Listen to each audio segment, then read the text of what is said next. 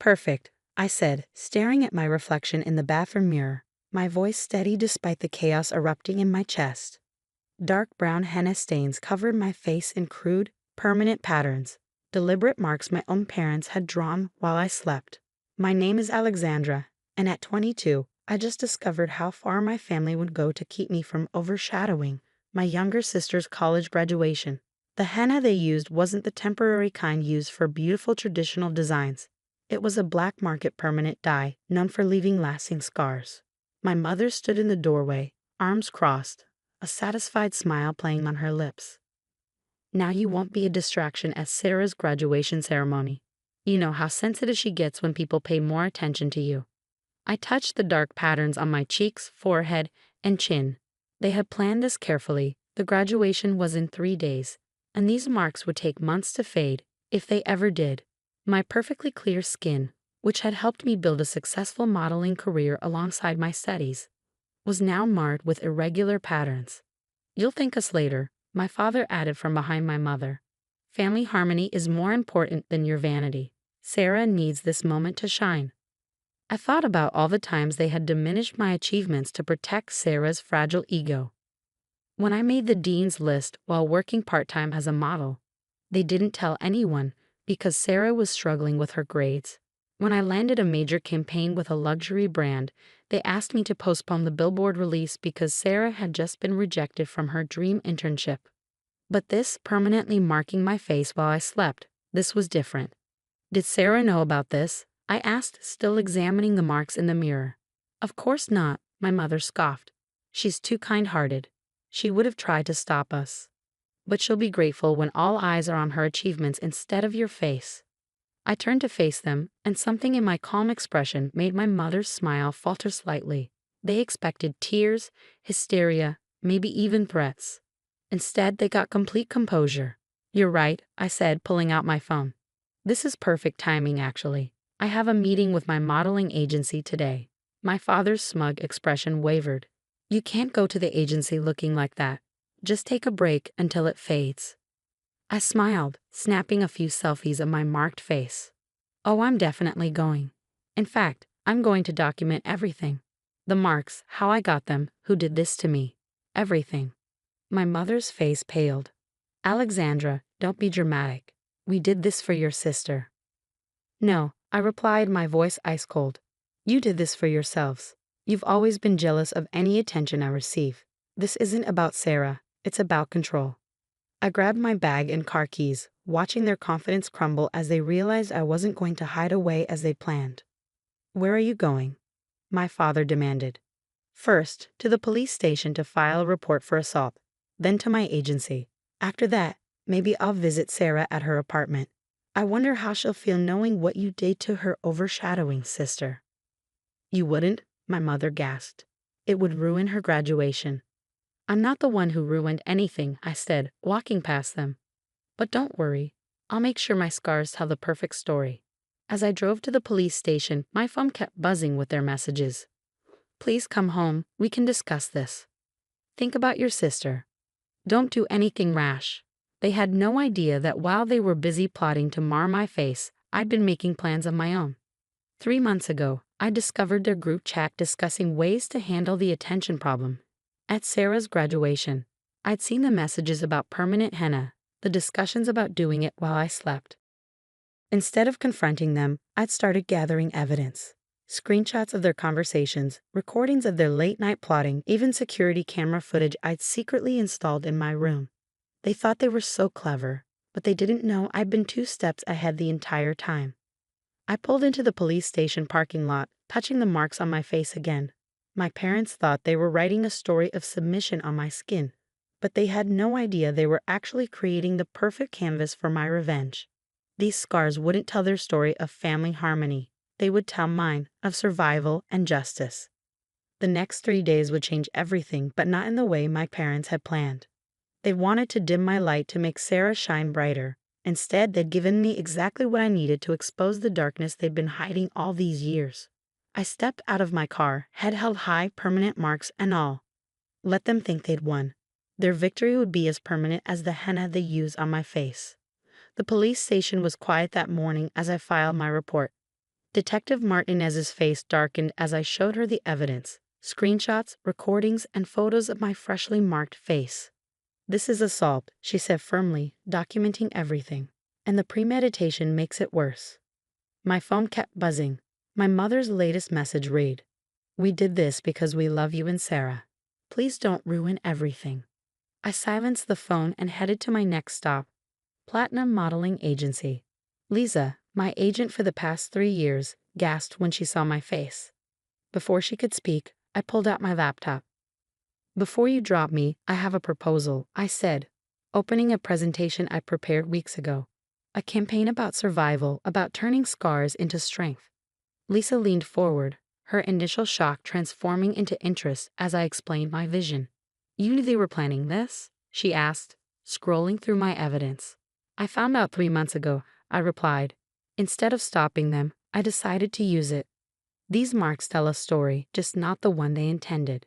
2 hours later, I left the agency with something much more powerful than a regular modeling contract. Lisa had connected me with major domestic violence prevention organizations. My story, and my marked face, would become part of a national campaign about family abuse and control. When I arrived at Sarah's apartment, she took one look at my face and burst into tears. "Oh my God, Alex, what did they do to you?" I sat with my sister, showing her everything, the group chats, the recordings, their long history of manipulation. "They did this to make sure I wouldn't overshadow you at graduation," I explained gently. Sarah's face crumpled. "I never wanted this. I know I've been insecure about standing in your shadow, but I never wanted you hurt." "I know," I said, hugging her. "That's why I didn't tell you they were planning it. You're not responsible for their actions." My sister pulled back, wiping her eyes. "I can't accept their graduation gift now, the new car, the expensive party they planned, not knowing what they did to you." "You don't have to punish yourself for their choices," I told her. "But I need you to understand something. I'm not hiding these marks. I'm not staying away from your graduation. What happens next is their fault, not yours." Sarah straightened up, something shifting in her expression. "Good," she said firmly. "I don't want you to hide. In fact," she grabbed her phone, opening her social media accounts with their thousands of followers from her university influencer days, "I want to help you tell the truth." My parents' phones started ringing minutes after Sarah posted our story. Their perfect plan was unraveling faster than the permanent henna could set into my skin. That evening, as Sarah and I sat in her living room planning our next moves, our phones lit up with a family group message. Mom had sent a long paragraph about forgiveness, about family unity, about how unfortunate decisions shouldn't tear us apart. Sarah replied first, "I'm returning the car. The graduation party is canceled. If you try to contact Alex or me before we're ready, the next post will include everything, including the recordings." I added, "The police report has been filed. The campaign shoots start next week. You wanted to make sure people noticed me at graduation. Congratulations, you succeeded." Mom started typing, stopped, started again. Finally, "Please let's talk about this as a family." "We are," Sarah responded, "just not the way you planned." Looking at my marked face in Sarah's hallway mirror, I saw something different now. Not the scars of subjugation my parents intended, but the beginning of a transformation. These marks would tell a story that needed to be told.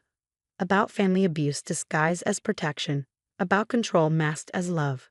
The campaign would launch 2 days before Sarah's graduation. Every major women's magazine had already picked up the story. My parents' attempt to dim my light had instead created a spotlight they couldn't escape. Sarah squeezed my hand as we looked at the preliminary campaign layouts. "You know what's ironic?" she said. "For years I thought I was in your shadow. But you're the one who's been fighting their shadows all along." My phone buzzed with another message from our mother. "Think about your future. These marks will fade, but the damage you're doing to this family will last forever." I showed the message to Sarah, and we both laughed, a sound of release, of bonds breaking, of truth finally emerging from years of careful manipulation. "They still don't get it," I said, touching the marks on my face. "These scars aren't my shame to hide, they're their shame to bear." The next 48 hours would bring chaos as the campaign launch and graduation approached. But for now, sitting with my sister, planning our stand against years of control and manipulation, I felt stronger than ever. My parents wanted to write their story on my skin. Instead, they'd given me the perfect way to tell mine. The day of Sarah's graduation arrived with the kind of perfect weather my parents had prayed for, but nothing else was going according to their plan. The campaign had launched yesterday, and my marked face was everywhere. Billboards, social media, news sites. The headline, "Parents Mark Daughter's Face to Dim Her Light," had gone viral. I stood in front of my mirror, applying makeup not to hide the marks, but to enhance them. The permanent henna patterns had become a symbol of survival, telling a story that resonated with thousands who'd reached out sharing their own experiences of family control. Sarah called as I was getting ready. "Mom and Dad are blowing up my phone. They're threatening not to come to the graduation if you're there." "What do you want me to do?" I asked, though I already knew her answer. "I want my sister there," she said firmly. "They're the ones who did this. They can deal with the consequences." The graduation ceremony was being held in the university's grand auditorium. As I walked in, whispers and pointing followed me, not of shame, but of recognition. The campaign had done its job. My parents' attempt to make me invisible had made me more visible than ever. I spotted them in the family seating area, their faces ashen when they saw me. My mother half rose, probably to make a scene, but my father pulled her back down. They'd finally realized that any public confrontation would only make things worse for them. The ceremony began, and when Sarah's name was called, I stood and cheered loudly. She looked radiant, confident, truly shining on her own terms. As she accepted her diploma, she turned to the audience and pointed directly at me, mouthing, "I love you, sis." The crowd, many of whom knew our story from the viral campaign, erupted in applause. During the reception, my parents tried to approach several times, but Sarah's friends formed a protective circle around us. They'd seen the campaign, and their loyalty was firmly with their classmate and her marked sister. "Alexandra," my mother finally managed to catch up to us near the refreshments. "We need to talk about this circus you've created. You're embarrassing the entire family." I turned to face her, making sure everyone nearby could hear. "Embarrassing the family?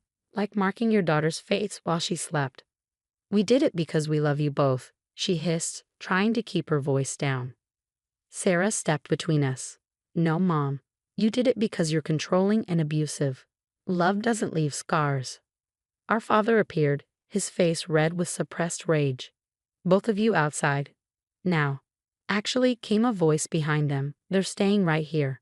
It was Lisa, my agent, accompanied by a camera crew.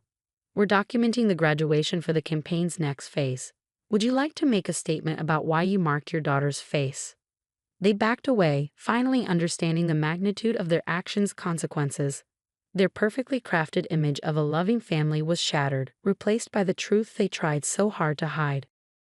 Later that evening, Sarah and I sat in my apartment, celebrating her graduation our own way, with pizza and childhood photos. We laughed at how young and innocent we looked, unaware of the manipulation that had been driving us apart. "I got a job offer," Sarah announced, showing me an email. "A domestic violence prevention organization. They want me to work on their youth outreach program." I hugged her tight.